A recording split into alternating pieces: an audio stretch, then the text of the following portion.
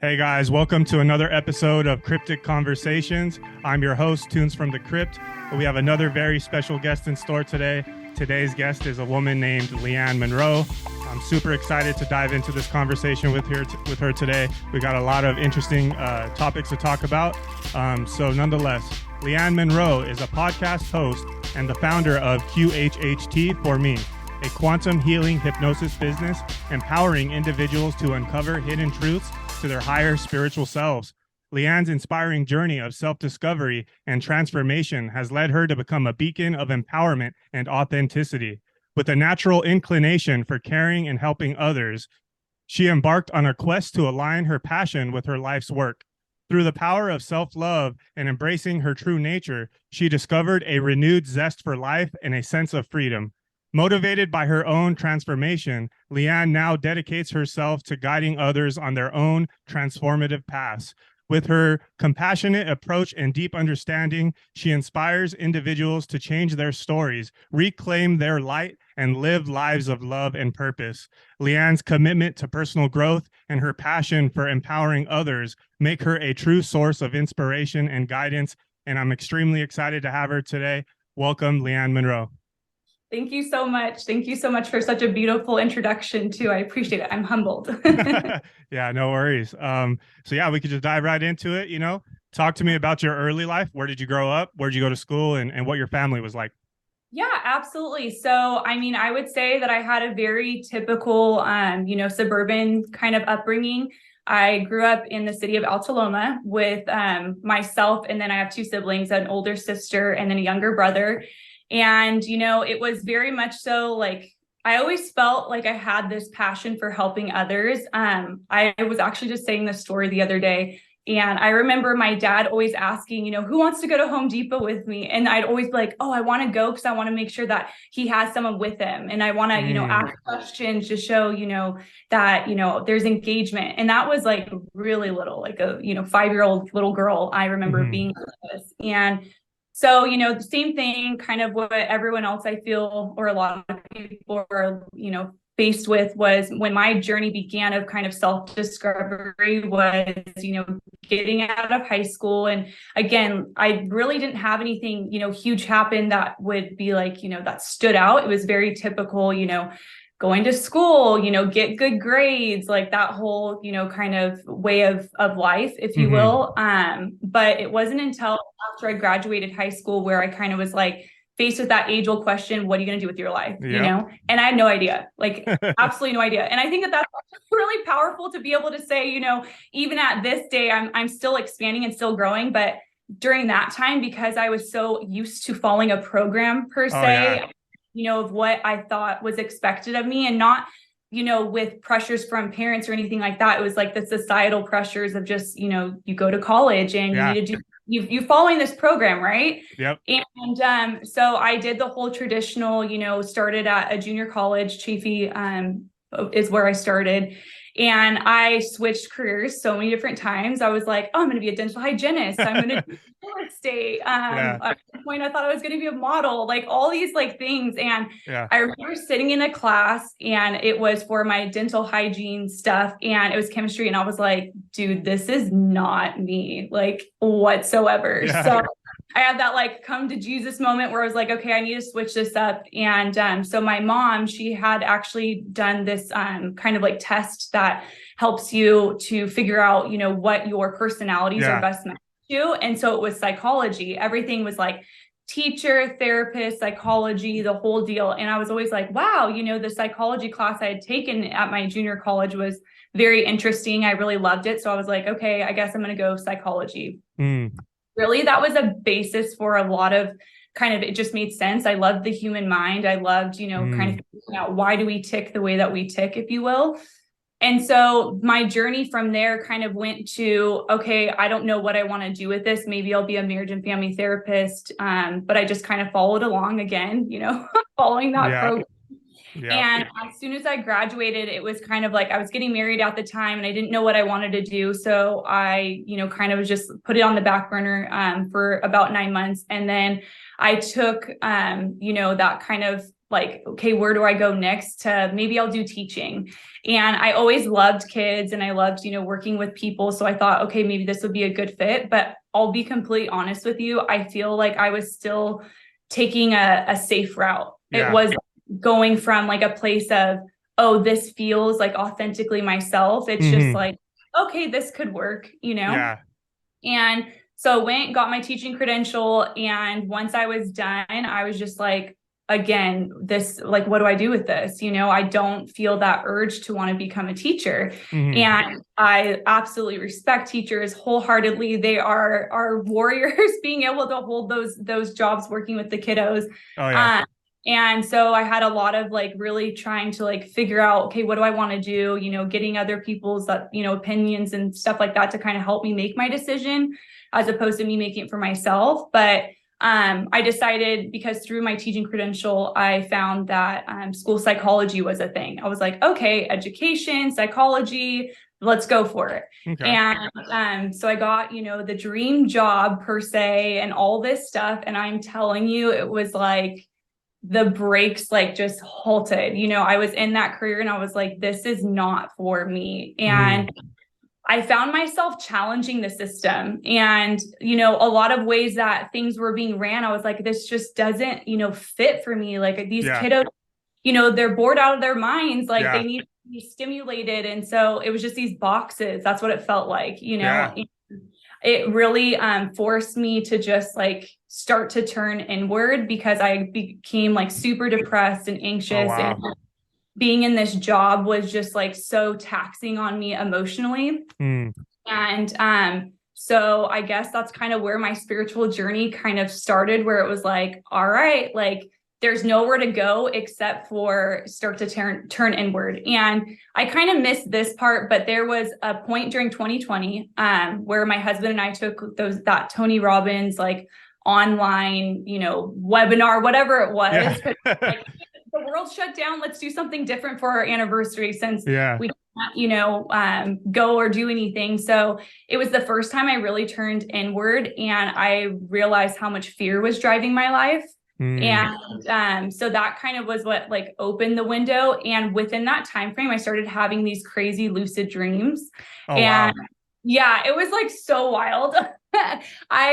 One specifically that really was like crazy was I was laying there and I knew that there was energies in the room and I couldn't explain this, but I was like, oh my gosh, I started to get like kind of scared. So I went to go wake up my husband and I felt this energy gently grab my hand and put my hand down next to me. And I don't know why, but like intuitively, I just knew like I'm safe. It's okay. But I was like, what the hell is that? Wow. And who was that? Was that like a guardian spirit? Do you know? Or? Yeah, it was a guardian. And so it was like, it was weird because normally I would go to fear. Like I said, fear was a huge factor of my life, but it was like in that moment where I was like, okay, like there might be more things out there. And I had a girlfriend who was like, very spiritual and things like that. And she was the one that actually first mentioned the name Dolores Cannon. Oh, wow. Okay. And so I started listening to her books, and one of her books, there was a character named Phil. It's not a character, but, one of the people in the books that she had done, a bunch of sessions on. He had talked about a lucid dream and how he was able to receive information. I was like, oh my gosh, like that's what I experienced. I'm not nuts.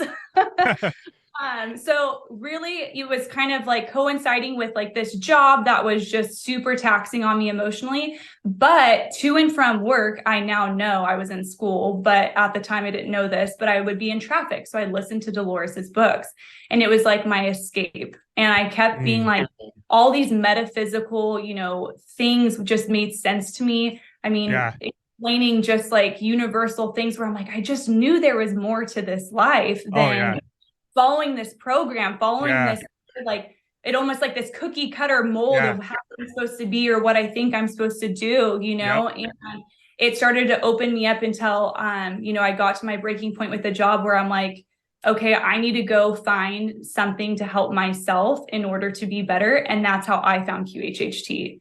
So it was from listening to the books. And then from there, kind of the rest is history, led me to where I am now. And it just keeps, I just keep exploring more and more. And it's a beautiful journey, but Yeah. it's definitely, it struggles too along the way. Yeah. So let me ask you, like, I want to say that your friend was a blessing, like her sharing Dolores Cannon's, material with you. That was a blessing. I feel like it really, changed your life.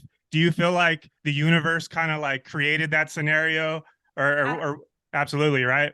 Really, hands down. There is no doubt, just even through my work now, where I see is that, there are pivotal parts or synchronicities, whatever you want to call it, in Yeah. your life Yep. in order to give you a download to be like, ooh, Yep. a light is on. The way they Yeah. describe it almost is like there's a map of your life, right? And then there's certain points like this one illuminates and that leads to this one and so on Wow. and so forth. Wow. So yeah, definitely one of those moments. I love it. So this will be a perfect moment. So, could you explain more in detail what quantum healing hypnosis technique is and how it differs from other forms of hypnosis? Absolutely. So QHHT, that's the acronym for it. And it really differentiates from other forms of hypnosis because it's a very safe process. And what I mean by this is it's actually something to where the client is in control the whole time. So unlike, traditional, like in the media or something, they say like it's this little watch that, like you're not in control of your, body or whatever, and they make you do stuff like cluck like a chicken. It's nothing like that at all. It's pretty much so you're in control or in the driver's seat, if you will. And my role as the practitioner is basically helping guide you through the process. So it's done through a certain modality that helps you get into that lucid state. Really, it's kind of like a guided meditation. And then when you're in that state, through my questioning, it helps you go deeper and deeper into your consciousness in order to get the true answers to, questions that you may have had forever. Yeah. So that's how it differentiates. It's actually a very safe process. And another thing is that, you do get to be in control. And that's where people, I think fear sometimes, hearing these sorts of things like, oh, I don't know if I'm ready for that. And one thing that I have found time and time again, you are never given information that you are not ready for. And it's only information that will help you in order to, learn what you need to learn to move forward. So I always explain it like a rebirth. It's not you staying in the mud and like learning all these things and then you're worse off. It's like you're learning why things are the way that they are in order for you to move forward with your life. And that's why it's a beautiful process. Yeah. For my, personal experience, I've always been a very sensitive person ever since a kid. And I'm 30 now, and I feel like a lot of things happen like in your 20s, it's all like a party, right? And in your 30s, you kind of like start to get a little more mature. And so I've come to realize that like I was drinking and partying since I was like 14 years old. And I've come to realize that like I was just numbing myself because I was anxious, I was sensitive, and come to find, I'm a very spiritual person. So now that I'm sober, I saw a couple of hypnotherapists, changed my life. It led me to ayahuasca. I did an ayahuasca retreat a couple of weeks ago, and like I'm just a completely different person now, and I can feel my power. The power that a lot of us have, we all have. And I'd like to ask you, so you talked a little bit about Dolores Cannon. Is there anything specific, any theories or anything that really struck a nerve with you when it comes to Dolores Cannon? Struck a nerve like in things that resonated with me or yeah, I would say honestly with her, when she discussed God and like the concepts of religion. And one thing that really stuck out to me the most was it's so beautiful and it's so all encompassing. And so when she was talking about religion, because I was always like, gosh, like I believe in God, but like there's concepts that, kind of strike me as, like I want more information on this. Why so fear driven? Why, do as I say, not, that sort of thing. And what she said, she's like, there's bits and pieces of all religions. There's bits and pieces of everything, all kind of in what we are. And it all comes from one thing, and that's love. Love is the essence of everything, you know? And, my journey may be different from someone else's, but again, it doesn't mean that, mine is superior, yours is superior. It just means that as long as you find your roadmap through true, genuine love, like you will find your way and it will set you free. So I feel like that was a big one for me because it really expanded my mind, where I was like, all these, types of things that I had questions about since I was a little kid were being answered through her work. Wow. And what's also really cool too, which I like to note as well, is she referred to herself as the recorder, or excuse me, the reporter. She never claimed that. And same with me, I don't claim that these are things that, I'm, repeating or whatever, that like, it's just my opinion. Like, this is just stuff that I'm getting through sessions or through my own journey, where it's like, oh, wow, like this person and that like they're all kind of connected. And that's what I loved here too. It wasn't this self-claim to fame. It was just really reporting on this beautiful information that was coming through her clients. Yeah. Are you familiar with her theory about the 3 waves of volunteers? I am. Yes. Yeah. So. Yeah. Can you talk on that a little bit? I love that. Yeah, absolutely. So she describes that there's 3 waves of volunteers that have come down to basically help, humanity as a collective, right? And it started off with, I don't quote me on this, but I want to say that the first wave was like the older generation, maybe boomers, somewhere around there. Yeah. And then they are the ones that, had the hardest time. And it's I attribute that just because their consciousness of humanity was very much so still asleep. And there's a lot of, other things still going on that would cause that to be a lot more hard. So like you say, that feeling and like being very in tuned and having, that emotional connection. I'm the same way, very much so, very empath. The second wave, was kind of bouncing off of that same thing, where we're all coming through here and being able to basically help people to spread awareness and to spread love. So it's helping awakening. And another piece to it that I found very interesting is because they have to honor free will. And when I say they, I mean, guides, higher beings, all the collective of, higher forces, if you will. And they have to honor free will. So in order to be able to help, they, have volunteers that come in to incarnate in a human existence to help with that process of ascension, waking up humanity. Yeah, so that second wave, that group would be like me and you. And from my understanding, she was kind of describing it as like the second wave. Yeah, we're healers, we're channelers of energy. And I liked what she said. She said basically like us, like we're so caught up on like what are we supposed to do with our life. And she was like, you know what? You're not supposed to do anything. You're just supposed to be. Just be. Just spread positive energy around, and then we're gonna help raise the consciousness, and then this third wave is going to be like, I would call them, like the indigo children or whatever. And you can see it happening, man. Like this humanity is it's going down this new path, like really, really quickly. Absolutely. And I love that you brought up the children too, because that's where I realized part of my journey had to be working with the kiddos, because when you and I were growing up, right? Because I'm 35. And I remember if someone would ask me like, what's your 3 wishes? I would always ask the kiddos when I work with them, what's their 3 wishes? When I would, or back in the day, be like Nintendo or, all candy, whatever, all like type things. When I would ask these kids the same question, they would be to solve world hunger, to create cure cancer, to give them I call them truth bumps, but I'm getting goosebumps talking about it. To give all my wishes to my brothers and sisters. I mean, it's absolutely fascinating to see the love and compassion that's coming from these kiddos. Wow. I could almost cry, man. That's so beautiful. Like, wow. Absolutely. Okay. So how does the hypnotic state achieved during QHHT sessions allow clients to access information and wisdom that may not be available to them in their everyday waking state? So the big thing is because of our monkey mind, right? The conscious mind is what kind of gets in the way. And I don't speak poorly about the monkey mind, because the monkey mind or our conscious mind is actually serving to try to help us, in the best way it could.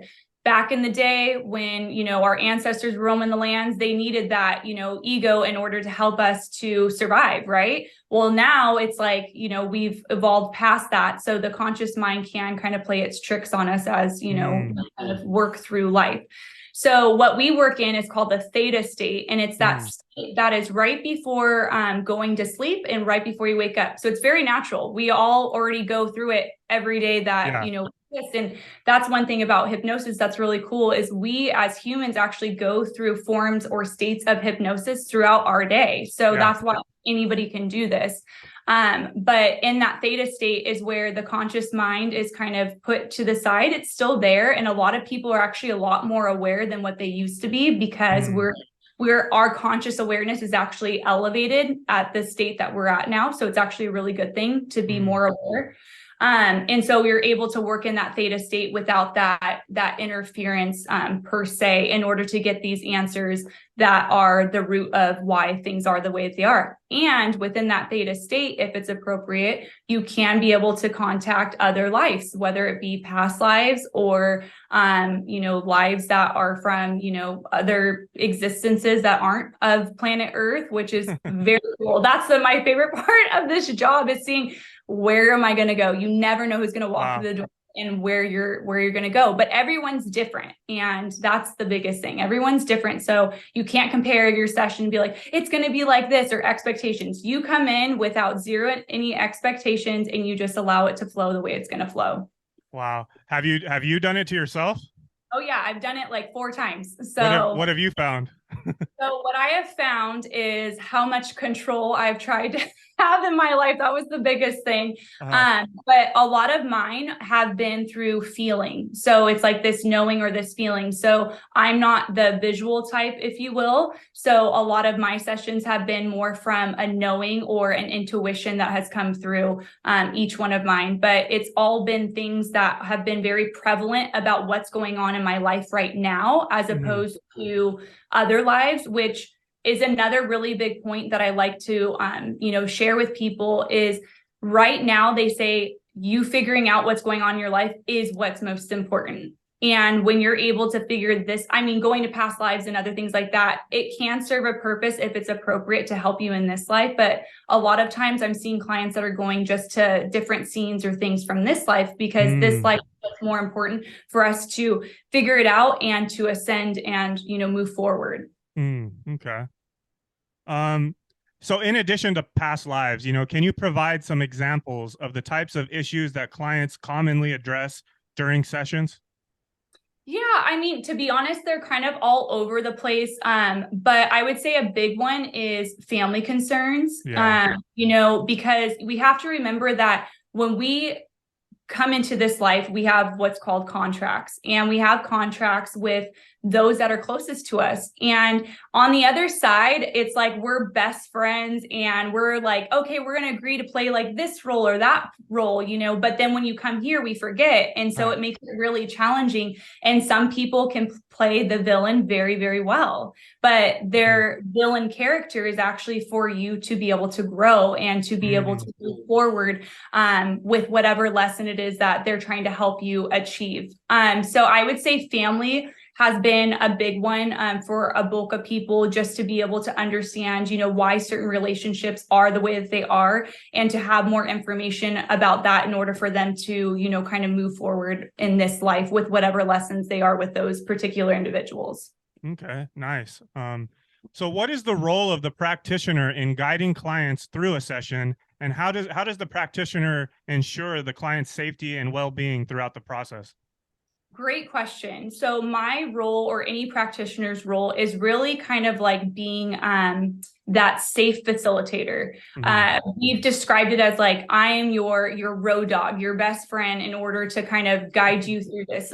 Just like, you said with your ayahuasca journey, you did have a shaman that helped guide you through the process. Yeah. You very much so had your own journey, but you had someone there as that guide in order to kind of, see your way through. So that's the same thing that us as practitioners do. And there are safeguards within Dolores's method that do allow this process to be very safe in order for you to be protected. So one thing I want to say, nobody should ever, ever, ever be able to do a QHHT session over video or over Skype. And the reason being is because we as the practitioner have safeguards that we need to be able to instill in person. And say, you know, someone was having a traumatic experience and they whatever fall past the video or something, I can't be there in order to make sure that, you know, everything is ran smoothly because of the training that we have. So please, I can't stress that enough. Like nobody except, you know, QHHT over Zoom or anything like that. The only thing I've heard that they do is like group regressions, which are very, they're not as deep as what we go into in a personal session. So those can be done over Zoom, but anything, you know, as far as what our actual QHHT session is, like it has to be in person. So great question. Yeah, when I was looking into it, I could be wrong, you know, but when I was looking into it, I feel like I saw some people offering it over Zoom and stuff. So shame on you, people out there. Yeah, and it's not best practices, and we are trained in order to make sure that that is not the case. So definitely weigh that with caution. Anyone that does, you know, offer those types of services online. Yeah. Okay. So how does QHHT facilitate healing, both physically and emotionally? And are there any limitations to its effectiveness? So the only limitations that it does have with its effectiveness is those that are deaf or hard of hearing, or who have any type of big, you know, emotional things going on, like schizophrenia, those types of things. Other than that, the windows are open for all types of healing. And, you know, the biggest thing that I will say, and I've had people where they're like, oh, well, this is happening, or that's not happening. And the reason being is because you have the session, but you have homework to do afterwards. And that's listening to your recording. And when you listen to your recording, what it's doing is talking to your subconscious, and it's helping it to shift its mindset. It's continuing the process. So I always say it's kind of like your medicine. You're taking your medicine after the session in order to instill that belief system and to continue on. Even had this beautiful healing experience. And I have people that literally they wake up and they're like, oh my gosh, you know, like my back doesn't hurt anymore, or that pressure that was, you know, in, like they can feel them working on the body, because again, it's higher forces that are the ones helping, you know, to instill this, you know, modality to work through you. And they can physically feel that difference afterwards. But in order to instill this, you have to be able to listen to your session. And I always do ask how often they should listen to it, so that their higher self can give them their specific time frame of how often they should, you know, listen to it afterward. But yeah, that's the biggest thing. But yes, miracles happen every day. That's what's beautiful about this work. Yeah, definitely. Okay, so we touched on it for a second there, but I think this will be kind of like the meat and potatoes of this episode. So past life regression is often associated with QHHT. How does exploring past lives contribute to personal healing and self-discovery? Are these past life experiences considered literal or metaphorical? So these are actually considered literal. I haven't come across where they said that they're, you know, like anything beyond that. They are an experience that a person has had. But the beautiful part about it is that when someone goes to a past life, what I'm finding is when I talk to the higher self or the subconscious, when we call it in, we ask, you know, why did you show them that life? And oftentimes, if they, let's say, passed away in a certain way, or experienced a physical element. So like one lady, she had her foot cut off in a past life. And when I asked why they brought that forward for her now, they said because she still, it's a reminder, basically. If she walks in the wrong direction in this life of her path, she will experience that same pain. So it's a physical reminder that is to help her. And they said it's, as long as she continue to keep going down her path, she will not experience that pain anymore. So they're all connected. And that's what's beautiful, is that we're seeing, you know, some of these physical things, or, you know, physical, you know, traumas that happen in past lives are still, you know, manifesting in this life because of other things that are happening, you know, emotionally, or what you will. Wow, man, that's crazy. It's fascinating. Okay, so what about, you know, can you explain the process of past life regression and how it's used to access information about these previous lifetimes? So the process is really kind of, like I said, a guided meditation. And there's a specific thing that we use that is basically induces the person into that hypnotic state, the theta state. And from there, we just allow the, higher self to be able to guide the person through the process. So like I said, I just facilitate. So truly, it's not like there's a specific way things go. It's really just kind of allowing, to be guided the way that it's meant to. And it's this information that comes through that's helping people in order to really, find out why things are the way that they are, or why, they have certain physical ailments or have certain things that could be attached to past lives, or they could be attached to just this life. It's really it's very individual to the person, one thing that happened actually quite recently, which I thought was so cool. So there was a gal that I had, and she went to a past life where she was actually the guide. So she was a guide for another person. So she was working on, the other realm, and there was a person, in life that she was a guide for. And so she kept explaining, I'm just waiting. And, I asked, what are you waiting for? And she's like, because the person has not asked for help. So we have to honor free will. So I have to just be patient and wait. And so as, the session continued, the person actually did end up asking for help. And saying, asking for help for whatever it was. And she was so excited, being like, I can actually help now. Like I can actually, get to help her on her journey. And what it did was it allowed her to be kind of introduced. She was guided to this other person that was, very spiritually connected, which helped her grow, as we see, like my friend, the planting the seeds. So that's kind of what happened in this person's life. And it was really beautiful because when I asked the higher self, why did you show her that? She said the roles are reversed now. She's not often asking help for her guides, or she's not asking her guides in this life for help. So her now in this lifetime, she's struggling with asking for help. And they said, all you have to do is ask for help. Use the words, I need help with whatever it is. And what this allows is it gives permission to your guides in order for them to help you. But if you do not ask, they have to honor free will. So it's so powerful. It seems so simple, but in our human minds, we're like, oh, like, how do I get answers? How do I this and that? And they're like, literally, you just ask for help. Say the words, I need help with, whatever this is. So you said that experience of her going under, she became a higher spirit guide, you said, right? And that experience. So in a past life, she was a guide. So so exactly. So through her hypnotic state, she went to a past life as a guide for somebody else. Mm-hmm. Wow. And so, and you said that experience was to help her learn to ask for help, right? Exactly. Wow, man, that's crazy. Yeah, so beautiful. And even within that life, she went to another planet where she was a being that was like this blue being that collected energy and was able to grasp knowledge from energy of the planet, and to like she used this tablet device, she said, and they'd share it with her group of other beings. It was just really powerful. But you just never know where you're going to go. But words of wisdom, right? Ask for help, and ask for help, shall be given. Was she able to name the planet, or did she, or no?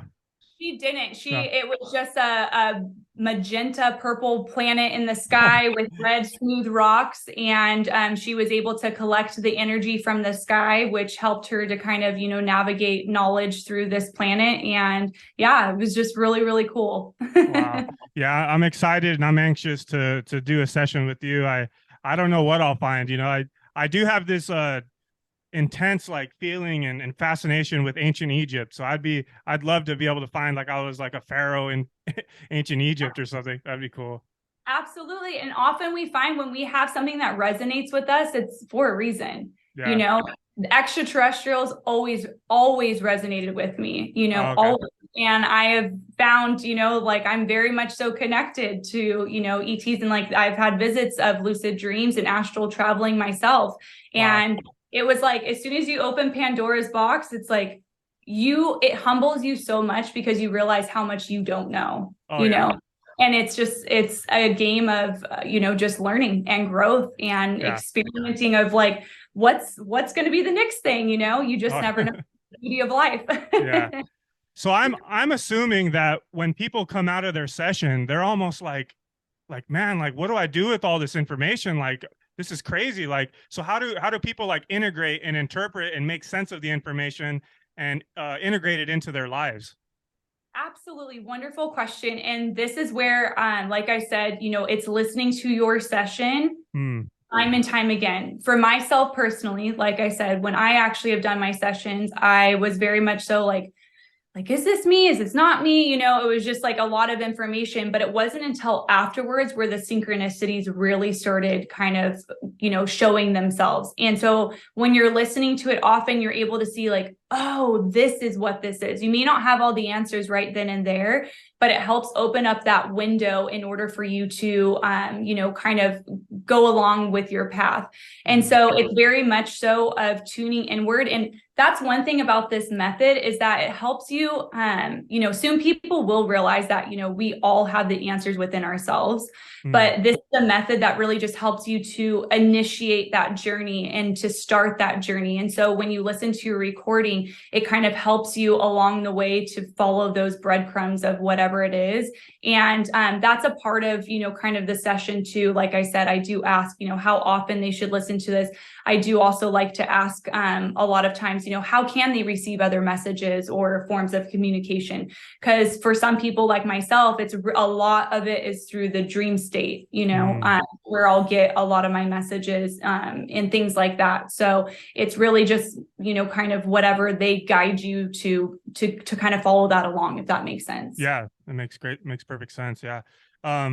So can past life regression help individuals overcome fears, phobias, or recurring patterns in their current lives?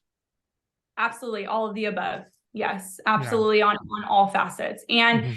it's funny too, because some people will come in with like maybe being more specific, like, oh, I just want to know these, but then they'll get, a whole bunch of other information. And then other people, it's like, oh no, you really need to zone in on this, and that will help you, expand in this way. So everyone's a little bit different, but yes, anything and everything is possible. Nice. Okay. Are there any precautions for individuals considering QHHT? Are there certain cases or conditions where QHHT may not be appropriate or effective? Yeah, I would say it's all about timeline for people. And Hmm. so for them, it really has to come from, from them being like, okay, I'm ready for this. Like I always feel like even in my own experience, it's almost like a call, where you're like, I'm really intrigued by this. Why does this keep coming up? Why do I keep, being fascinated with this modality? And so truly it's listening to your intuition, and that will be your call to go to it. And again, you will get whatever is most appropriate for you out of your experience. So, I have had some people where it's like this crazy, like, like extreme, type of session. And then there's other ones where it's very much like Dolores called the picking potatoes life, but it doesn't matter what you get. Just know that you're getting exactly what you need and what is most appropriate. Exactly. Okay, so can you share maybe a couple of success stories or testimonials from clients who have undergone QHHT? What were some of the most profound or transformative experiences? I know you mentioned the one with the lady who had her foot cut off in a past life. If there's any others that come to mind. Yeah, absolutely. I did have another client who had come in, and they were one of the really cool ones that I like to experience is when they go somnambulistic, and that's basically where they're unaware of everything that happened. So they're like really deep, and they had some issues with, weight and things like that. And they were able to lose like 60 pounds in a matter of, 60 days or whatever it was. It Oh, was like wow. very quick, and have kept it off and are feeling beautiful and wonderful, and actually have completely transformed their lives in terms of what their spiritual calling was and things like that. So it's success stories like that we get to see every day. So it's very profound. Wow. Okay. So what about as a potential client, what should one look for in a QHHT practitioner? To be honest with you, I think the best thing that you can do is feeling. And so reach out. It does not hurt to, kind of feel people out as you're starting your process. Some people have said, oh, just by seeing your picture, like I knew, whereas others, it's been like, oh, I asked certain questions and that really helped make me feel comfortable. Because you have to remember that this is a very safe process and it's built on trust. And so if you feel like it's not the right vibe, or, someone like a practitioner is putting off, kind of like it feels like blocks, then you know what, like that's totally okay. That's just your higher self talking to you, and you go on to the next person. So I think asking questions and feeling a sense of comfort with that person is really what you should pay attention to. Yeah. Okay. So as you've embarked on helping others, on their life journeys, what are some key lessons or insights that you've gained that have been instrumental in supporting the growth and transformation of human beings in general? The biggest thing that I have found is that we're living through unprecedented times, that this is such a beautiful time period. I know in a lot of ways there is a lot of darkness, but we have to realize that, in order to see the light, we have to experience the darkness. And through these sessions, what I'm seeing is that people are ready to like live their truth. They're ready to start or embark on this journey of self-love and spreading that awareness. And it's so rad to be able to sit on my end now and watch people that are truly transforming their lives because they're ready for it. It's not because, they're stuck in these traumas or things like that, which, don't get me wrong, a lot of people are still facing them, but they're at a point where they're like, enough's enough. Like, I'm ready to embark on this new, beautiful journey of self-discovery. And I'm seeing that, across all different walks of life too. It's not just like younger people, it's, people that are even, older and, being like, I still got more in me. Like, I want to know, how do I better my life? And so to me, I feel like that's the most beautiful and profound thing that I'm seeing the most, is just people are ready to, I guess, live up to their fullest potential, whatever that looks like for them. I love it, man. Yeah. Like, when I found Dolores Cannon's work, like everything that she says, I don't know, I just really resonated with it. Like, who's like in life, like I never grew up religious, you know what I mean? But like everything that Dolores Cannon was saying, it just like really struck a nerve with me. And, my parents are getting older. My dad is 77, my mom is 73.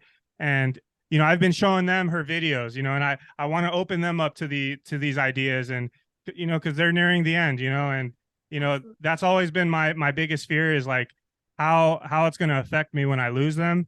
But like her videos and, her theories and stuff really, and even the ayahuasca retreat too, like it's helped me understand that there's more to this life. We're here to learn lessons. It's all about the karmic cycle, and, we'll meet again in another life. And, the whole goal of life is to like keep leveling up. And so, like I said, I've been showing them her videos to hopefully like, kind of guide them and know that it's going to be okay, Absolutely. That's so beautifully said. And I can resonate with that wholeheartedly, even in my family unit, where we're constantly, sharing, stories or things that have helped us. And I just feel like there's so much power in that sharing of knowledge and sharing of love, and being willing to be vulnerable too, even you expressing, your vulnerability through, your own story right now too, is just so profound to me, because it's not this whole, what I, used to even do myself, is like hiding behind masks of like, okay, this is how I want people to perceive me. It's now like, no, here we are, in our glory, no matter what it looks like, and spreading that knowledge that you find, because it's so powerful. Yeah, definitely. Okay, so I guess kind of closing it out, what is your vision for the future of your work? And can you send the listeners like a final message of love and healing? Absolutely. Sky's the limit. And truly, my goal is just to be able to share through my own experiences of anything that I can to help, even if it's just one person, to be able to find it within themselves to start their journey, whatever that looks like. And truly and honestly, I am here to just keep fighting the good fight and spread that love and spread that awareness, because that's what it's all about. You know, we all get to enjoy when we all be able to, or when we're all able to ascend in our own ways, and sharing your personal, you know, beauty, your creation. The world needs it. We're dying for it, you know. So don't ever be afraid to shine that light, shine it bright, and we're here for it. Awesome. So I want to thank you, Leeann. You have such a great story to share with the world, and an awesome business concept here to really help people in their healing journeys. I want to thank the listeners for sticking around to the end. So Leeann, please tell everyone where to find your information, and I'll also add it to the description of the video. Absolutely. Anyone can find me on my link tree. So that's link.tree, I believe, Leeann J. Monroe. And then that is also my handle for Instagram and TikTok. It's at Leeann J. Monroe. Perfect. All right. Well, thank you so much. Thank you. Take care. You too. Bye. Bye-bye.